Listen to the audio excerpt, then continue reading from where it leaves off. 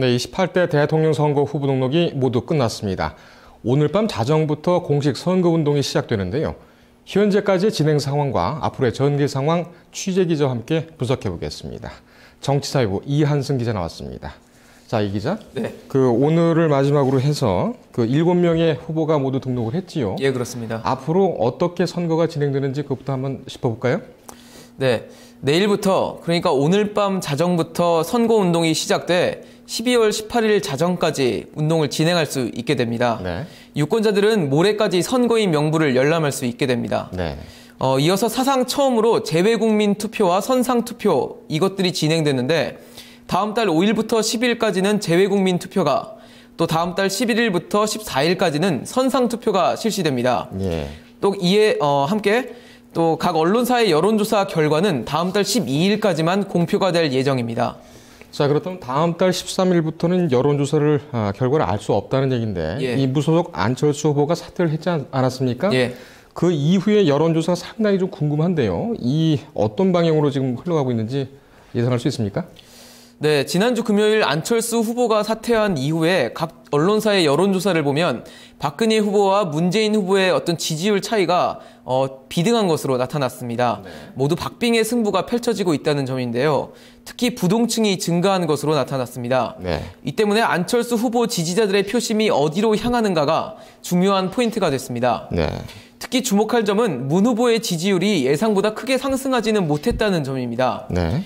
이는 안철수 후보 지지자들이 일부 박근혜 후보 지지자로 이동을 하거나 또 부동층으로 입장을 변경했기 때문으로 풀이되고 있습니다. 네.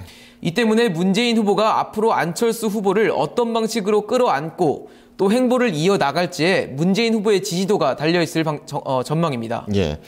결국 안철수 전 후보의 그 지지자들이 어떤 움직임을 보이느냐가 이번 대선의 이제 대선의 승부수가 될 수 있다. 이렇게 이제 정리가 될 수가 있겠는데 주로 안 전 후보의 그 지지층은 젊은 층 아니었습니까? 이게 그 투표율하고도 좀 관련이 좀 있을 것 같은데요. 어떻습니까? 네, 말씀하신 대로 안철수 후보의 행보가 굉장히 중요합니다.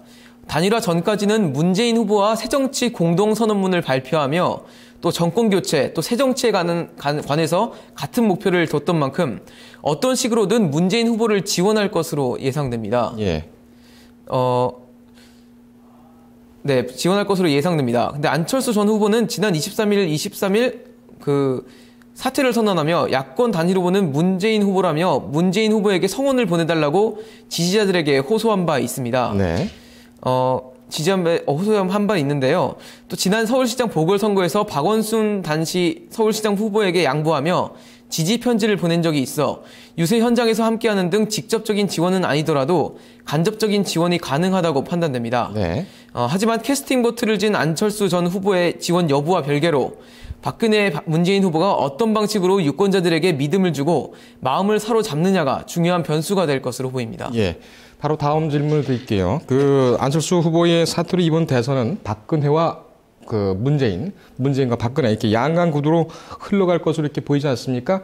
지금 양쪽 캠프의 프레임은 지금 어떻게 구성이 되어 있습니까? 네, 쉽게 보면 박근혜 후보와 문재인 후보의 대결, 박정희와 노무현, 또 여성 대 남성 이런 대결로 볼 수 있는데요. 하지만 양 캠프는 이 같은 일반적인 프레임이 아닌 양 후보별로 장점을 극대화할 수 있는 프레임을 만들기 위해 분주한 모습입니다. 예. 일단 박근혜 후보 측은 안정을 기반으로 통합과 신뢰 그리고 민생을 강조하는 모습입니다. 네. 안정감을 일단 기본 두고 변화와 여성 대통령 또 경제 민주화 등 개혁적인 면모를 담아 18대 대통령이 되겠다는 전략입니다. 네. 그리고 노무현 정부의 실패한 점을 부각시켜서 불안과 무책임 등을 문재인 후보에게 떠안게 해 상대적으로 박근혜 후보가 안정적으로 또 국정을 운영할 수 있다는 믿음을 주게 할 생각입니다. 예. 박근혜 후보 측이 그렇게 나온다면 문 후보 측에서도 가만히 있지 않을 것 같은데 이 문 후보 측의 그 프레임은 어떻습니까?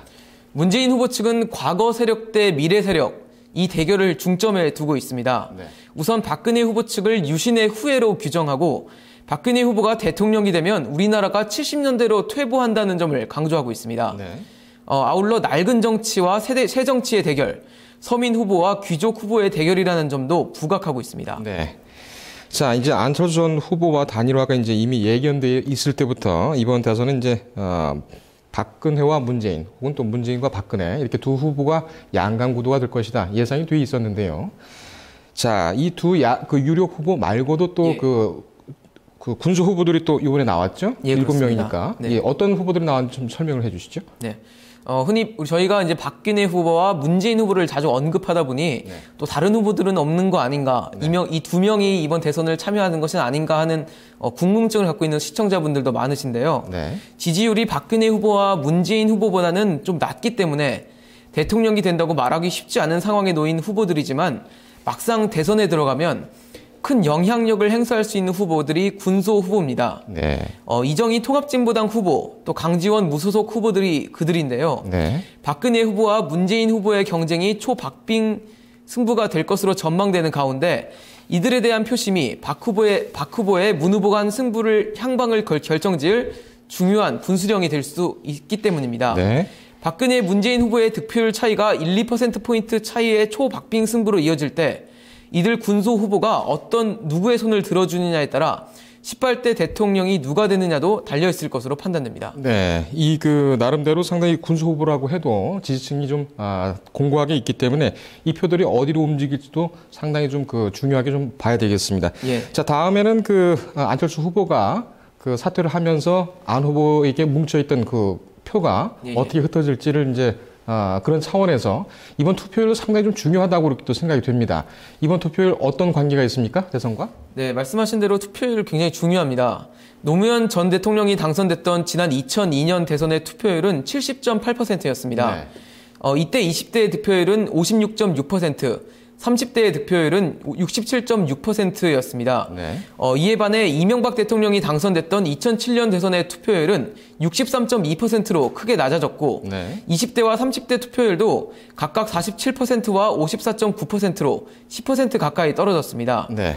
이 때문에 전문가들은 20, 30대가 투표소에 얼마나 가는지가 이번 대선의 승패를 가를 것으로 분석하고 있습니다. 네.